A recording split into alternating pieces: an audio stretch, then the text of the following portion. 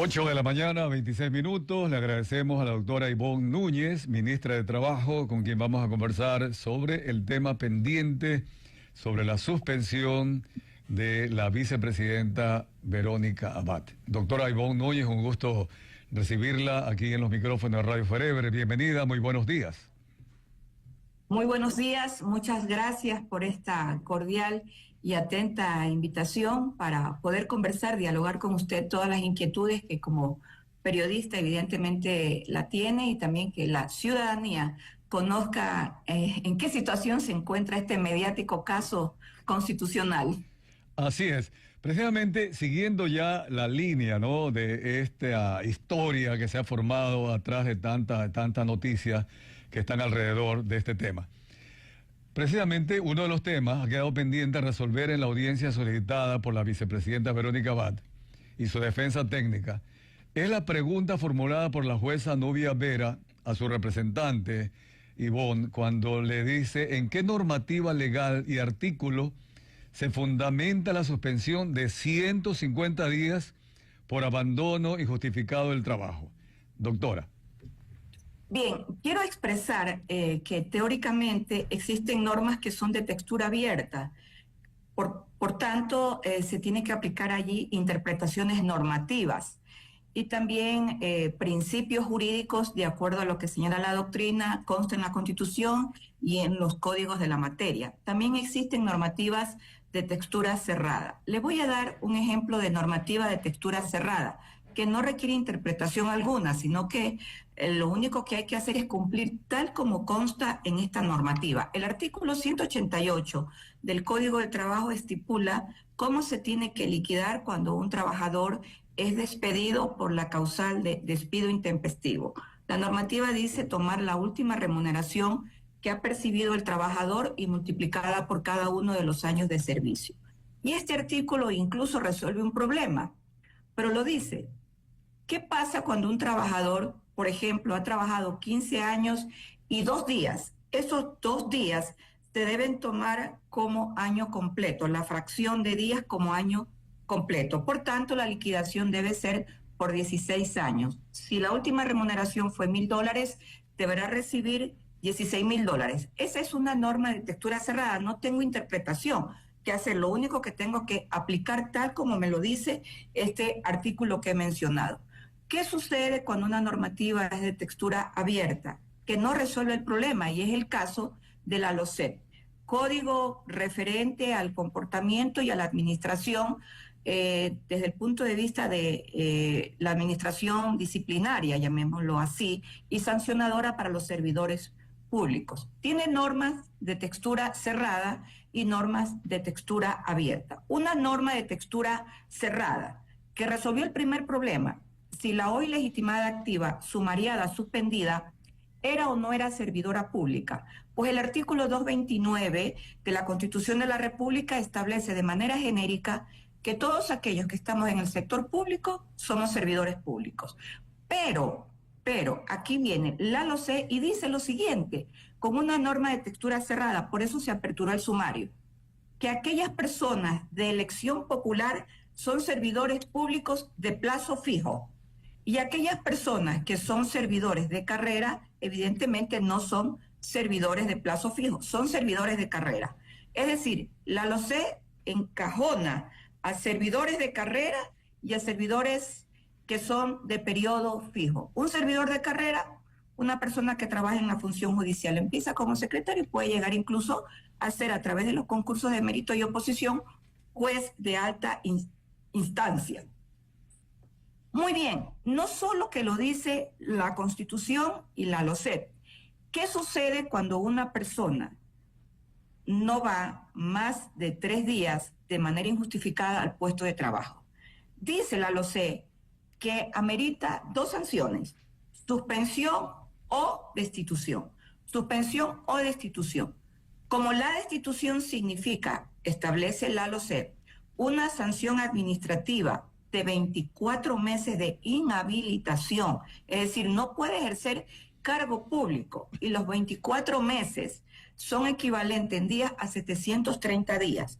Pero la norma no me dice qué hacer con un acto de suspensión. a más de un artículo que establece que cuando se incumplen con deberes y responsabilidades, así lo dice el artículo 22 de la LOCEP, la sanción es de hasta 30 días. Pero cuando se incumple este artículo de los deberes y responsabilidades, pero no dice cuántos días tengo que aplicarle para una persona a quien se la ha sustanciado y se ha evidenciado su responsabilidad probatoria como falta grave cuando tiene una falta injustificada por más de 3 días. Primero, se determinó la sanción de falta grave. Frente a esta sanción, la señora sustanciadora impuso el principio de proporcionalidad que establece la Constitución de la República como parte del debido proceso. Si la sanción mayor es 730 días, y ella lo dice en su resolución, le aplicó apenas el 20.55%, que es equivalente a 150 días. Esto no es ninguna novedad. El uso de las fórmulas matemáticas, así como el test de proporcionalidad, lo utiliza la misma Corte Constitucional del Ecuador para resolver casos jurídicos. De acuerdo. Ahora, este tema ha llevado también, y le voy a comentar, ¿no? A ponerla al tanto. He entrevistado a algunos constitucionalistas, etcétera. Ayer mismo estuve con el doctor Miguel Molina, abogado, constitucionalista, director de la Escuela de Derecho de la Universidad Internacional de Ecuador. Él ha presentado amicus curiae a favor de la posición de Verónica Abad. Y en ese sentido es obvio que él también tiene sus argumentos. Él manifiesta, primero, que es una aberración, inclusive utilizó ese término, que se la considere como funcionaria pública a la vicepresidenta Verónica Abad. Y luego que en este caso usted como ministra la haya suspendido, o el Ministerio de Trabajo la haya suspendido. ¿Qué respuesta al respecto, doctora Ivonne Núñez? Yo le diría a quien usted ha señalado que me vive a mí vejando en las redes sociales, y yo no soy de las personas que cuando le tiran piedra, yo me paro a recoger la piedra y devolverla. Lo primero que siempre les digo, estudien los casos. Cuando uno estudia un caso y estudia las normas y estudia la Constitución y también estudia derecho comparado, puede tener un concepto global del caso. Mire usted, los amicus curiae, en este caso a quien usted ha mencionado, se tomó el nombre de toda la universidad donde entiendo es profesor y compareció con los alumnos, que todo alumno de derecho quiere saber siempre qué es lo que pasa en un caso donde solo ha escuchado una versión, pero ni siquiera estudió el caso. Qué pena que no lean la Constitución, que no fue elaborada por el régimen actual. Yo como ministra de Trabajo desde el mes de enero lo he dicho de manera pública y hoy día lo vuelvo a señalar a través de usted y por este medio de comunicación de mucha audiencia, que la LOCEP debe ser derogada. La LOCEP fue construida en el año 2010 y tenía varias finalidades. Una de estas finalidades fue trasladar a todos los obreros tutelados bajo el Código del Trabajo para trasladarlos a la LOCEP. ¿Sabe lo que hicieron durante los primeros años de vigencia de la LOCEP? Los despidieron. Pero como estaban en la LOCEP, no les pagaron el despido intempestivo ni el desahucio que está contenido en el Código del Trabajo. Yo siempre lo advertí, porque a mí sí me gusta estudiar para emitir un criterio. Después, la Corte Constitucional declaró inconstitucional por la forma este tipo de traslado. Y así lo dijo en una senda sentencia en el año 2018. Y hay que entender el contexto. ¿Qué pasaba en el año 2018? Ya no estaba frente a la conducción del Estado quien fue el ideólogo de la LOCEP. Y son ellos los que encajonan a quienes son personas que resultan de un proceso electoral ser elegidos. Ellos ponen bajo el texto tanto de la Constitución del año 2008 como en esta LOCEP que son servidores públicos de periodo fijo. Por tanto, si no está de acuerdo con este tipo de concepto, lo único que debe hacer un buen estudioso y un buen jurista es acudir ante la Corte Constitucional del Ecuador y demandar la inconstitucionalidad de esa norma del texto que se encuentra en la LOCEP. Pero quiero además advertir lo siguiente: no se tomaron la molestia, la mayoría de amicus curiae, que además comparecen con pretensiones, Un amicus curiae es un auxiliar de informes sobre casos concretos para el juez o para el tribunal que tiene un caso que resolver, que le permita con mejores argumentos llegar a una certeza inquebrantable en un proceso en el que tiene que decidir. ¿Por qué digo que van con pretensiones? Porque los amicus curiae son simplemente auxiliares. No pueden plantear pretensiones, y esto es lo primero que quiebran. Quiebran el concepto de la pretensión y desdibujan el concepto del amicus curiae y la finalidad de aquello. Pero no solo esto, ni siquiera se percataron que en la misma, esta segunda acción de protección, la señora sumariada suspendida alega la primera acción de protección. Debieron ir al texto de la primera acción de protección y darse cuenta que hoy la legitimada activa, desde mi punto de vista, ha quebrado el artículo 10.6 de la Ley Orgánica de Garantías Jurisdiccionales y Control Constitucional. Lo ha violentado flagrantemente. ¿Qué dice este artículo de la ley de la materia? Dice que no se puede presentar dos acciones de protección por los mismos hechos y contra las mismas personas. Por eso es que yo siempre invito a que hay que estudiar. Pues la primera acción de protección y esta segunda acción de protección tiene el mismo texto. Esta segunda acción de protección tiene el mismo texto. ¿Quiénes somos los demandados, denominados dentro de la ley de la materia, legitimados pasivos? Somos la señora sumariada que llevó el sumario administrativo, el señor Procurador General del Estado y esta ministra de Trabajo. ¿Cuáles son las pretensiones? Exactamente las mismas. Creo que aquí habría posiblemente cometido la legitimada activa accionante en esta segunda acción de protección el delito de perjurio. ¿Por qué? Porque este artículo obliga a declarar bajo juramento que no se ha presentado una garantía jurisdiccional, en este caso una acción de protección. Y esta norma hay que cumplirla con el resto de garantías jurisdiccionales. Le voy a señalar otra garantía jurisdiccional que es muy famosa, un habeas corpus. Entonces, es una lástima. A mí me apena que la academia se haya prestado para ser parte de este tema y no hayan ni siquiera leído. Fueron a aplaudir una segunda acción de protección que incumplía con el artículo 10.6. Es lo único que yo le podría contestar a quien usted ha mencionado y que de mi parte ni siquiera corresponde mencionar su nombre y su apellido, menos el nombre de la universidad, porque creo que la universidad jamás resolvió que vaya a nombre de la universidad a prestarse para este tipo de situaciones de orden jurídicas. Doctora Ivonne Núñez, bien, luego de esta ampliación y más aún con detalles que usted está exponiendo a la ciudadanía a través de Radio Forever, sí, yo quiero ratificarme porque ya trabajé yo con la opinión, en cambio, muy positiva del doctor Torres Mazzini.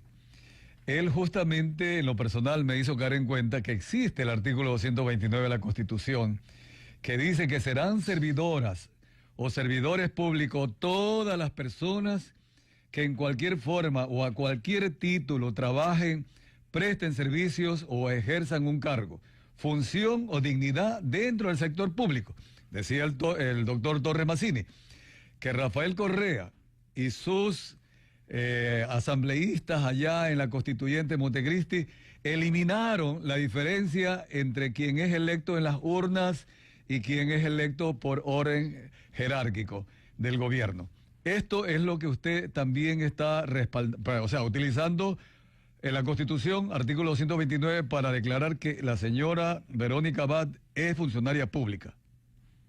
Por supuesto, y quiero comentarle algo, apreciado periodista, y a la ciudadanía que nos escucha en esta mañana, que cada vez que a mí me han invitado al seno del legislativo, a las comisiones, yo he estado en comisión de fiscalización, he estado en la comisión de lo laboral, en la comisión de participación ciudadana, y yo también he comparecido al pleno de la Asamblea Nacional. Nunca he dejado, en base a estudios específicos que he realizado, que además con el ministerio hemos comparecido, señalar que el ordenamiento jurídico en el Ecuador, que fue creado a partir del año 2008, hay normas que violan expresamente la misma Constitución de la República que este proyecto ideológico sentó en el Ecuador y que aún nosotros tenemos repercusiones. Voy a dar solamente un ejemplo. Mire usted, con una resolución de la Corte Nacional de Justicia firmada por el entonces presidente, doctor Ramírez, por allá por el año 2012-2013, cuando él fue electo, cuando cambiaron de ex Corte Suprema a Corte Nacional de Justicia, ¿sabe lo que hicieron mediante una resolución? Impedir que la Fiscalía General del Estado, de oficio, sustanciara, pese a que la Constitución ya estaba vigente, y así lo establece el artículo 195, la responsabilidad de seguimiento por parte de la Fiscalía. Le amarraron las manos a la Fiscalía con esta resolución para que no persiguiera delitos como peculado y enriquecimiento ilícito si no existía informe previo de la Contraloría General del Estado. Pues así lo hicieron, ya están los resultados, en lo que terminó siendo en ese entonces la Contraloría General del Estado. ¿Sabe quién entregó el remedio? La Corte Constitucional. En una senda sentencia, allá en el año 2018, entregó un sendo remedio y tiró abajo esta resolución de la Corte Nacional de Justicia. ¿En dónde estaban los juristas? ¿En dónde estaba la academia? Si la función de la Fiscalía, evidentemente, hoy, después del trabajo de mucho valor de la doctora Diana Salazar, ha quedado evidenciado en lo que sirvió y para lo que sirvió la Contraloría General del Estado, que mediante esa resolución, que evidentemente fue dirigida, le amarró las manos a la Fiscalía General del Estado. Yo no solo que he sostenido este tipo de situaciones, he planteado reformas a la Ley de Educación, donde obligan a las personas que tienen 70 años, que son profesores, que se vayan a la calle. En vez de recibir una tarjeta de feliz cumpleaños, reciben en contrapartida que hasta ese día trabajen en la universidad, desplazando a la experiencia con un discrimen evidente por tener 70 años de edad. ¿Dónde está la academia? ¿Dónde están los juristas? ¿Dónde salen a defender esta Constitución que, más allá de que señale que no se puede discriminar, el mismo Pacto de San José al que hacen mención en la actualidad así lo señala? Yo no he iniciado un sumario administrativo contra la hoy suspendida y sumariada.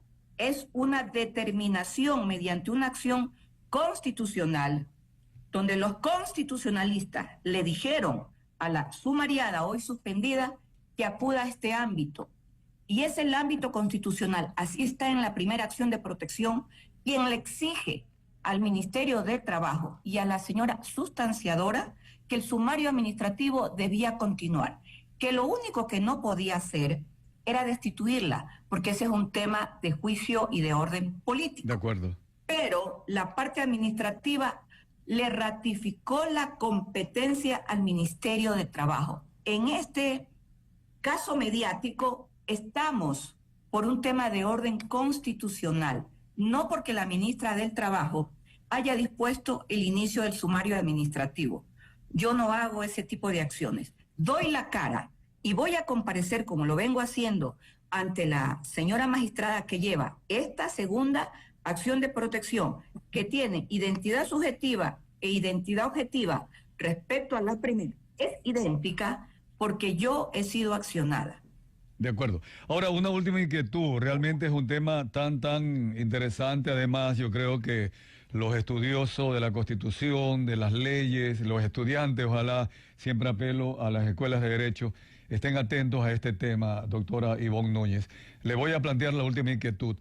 Una vez que ya está establecido en el artículo 129 de la Constitución que todos los que sirven al Estado son funcionarios públicos, el artículo 149 de la Constitución también dice que la vicepresidenta ejercerá las funciones que este o esta le asigne. Se refiere al presidente de la República. El presidente, en el decreto firmado al siguiente día de su posesión como presidente, le asignó la función de ir a Israel como embajadora de paz. De ahí también han tomado otras personas esto como un argumento para refutar este trabajo o la suspensión que está haciendo el Código de Trabajo, perdón, el Ministerio de Trabajo. Dicen que ella es embajadora, por lo tanto debió haber sido juzgada por la Ley de Servicio Exterior y no por la LOCEP. ¿Qué respuesta tiene usted al momento? Mire, la sustanciadora, yo he leído con detenimiento todo el sumario administrativo, que además ya tiene la segunda instancia, porque la sumariada suspendida interpuso el recurso vertical de apelación y ella no lo dice. Y aquí sería importante que la ciudadanía conozca. Si no estaba de acuerdo con la sanción impuesta por la sumariada, debió haber motivadamente sustentado su desacuerdo e incluso haber pedido que los 150 días sean disminuidos. Pues no lo hizo. Y eso el país lo conocerá en el momento en que lea lo que ha sucedido en este sumario administrativo, porque solo hacen lecturas sesgadas. Sin embargo, yo lo voy a sostener el día lunes, porque en sede administrativa hay que agotar todos los recursos que la ley franquea. Pues en el sumario he podido evidenciar dentro de las fojas que la sustanciadora le solicitó a la Cancillería la determinación de qué tipo de servicios ella cumplía. Es decir, si ella cumplía servicios diplomáticos amparados en la ley, a la que usted hace mención. Pues la contestación es que a ella jamás se le emitió una acción de personal bajo este tipo de régimen diplomático. Ella cumplía una designación, porque así lo establece la Constitución, de tipo laboral en la sede de Israel. Y aquí hago un agregado además.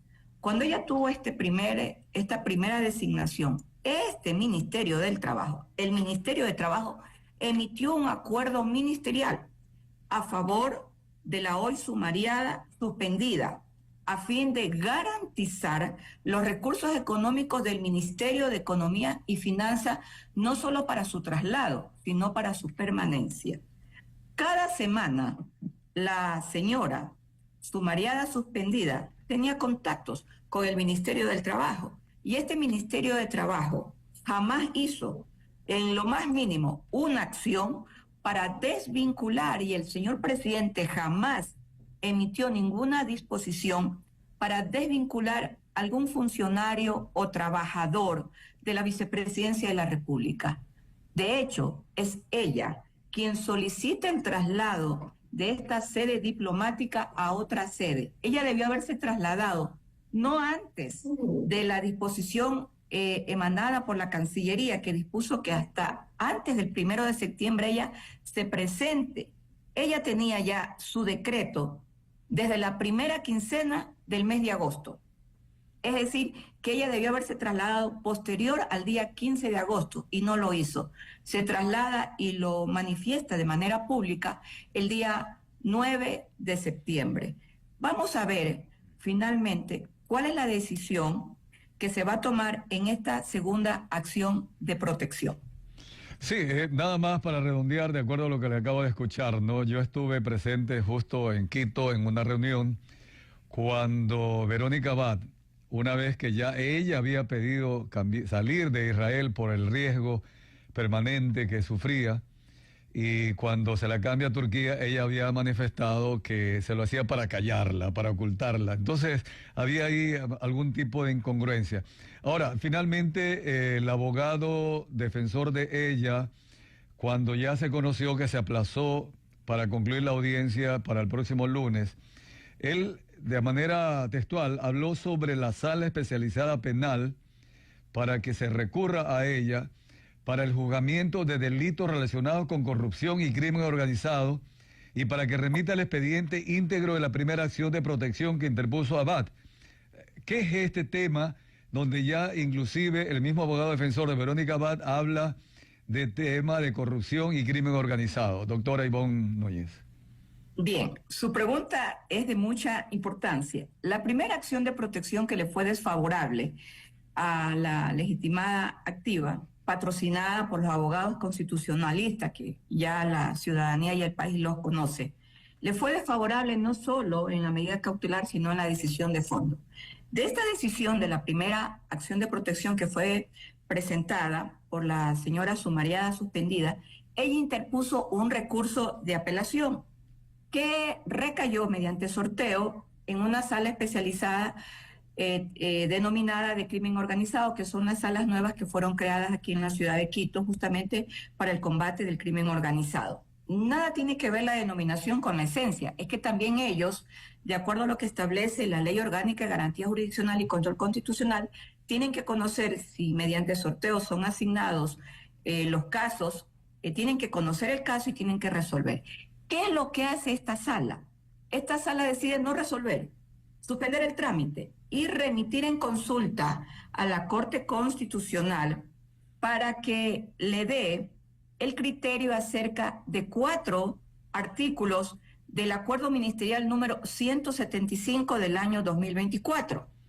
Entonces, nosotros aquí como Ministerio de Trabajo le solicitamos, porque es nuestro derecho, una aclaración respecto a la interpretación que según ellos no la tienen lo suficientemente clara y habrían violado, dicen ellos, disposiciones constitucionales, y como no la tienen clara si existe o no existe violación de estos 4 artículos del acuerdo ministerial, y porque la ley sí lo permite, no solo la Constitución, sino la Ley Orgánica de Garantías Jurisdiccionales le dice a los jueces, cuando ustedes tengan una duda, que además es duda razonable motivada, deben remitir en consulta a la Corte. Esto se llama dentro del mundo constitucional, y los constitucionalistas lo saben, se llama control abstracto de normas, a petición de los jueces. La Corte tiene un tiempo y tiene 2 fases. Primero, si la admite o la inadmite. Si la admite, tendrá que pronunciarse sobre el fondo, y si la inadmite, tendrá que el tribunal resolver lo que la Corte dirima. De estos casos, hay un sinnúmero de casos, y yo los invito a los constitucionalistas que estudien los casos constitucionales. Ahí está lo que la Corte Constitucional resolvió la semana pasada acerca de la interpretación de normas a normas y textos constitucionales, 4 artículos.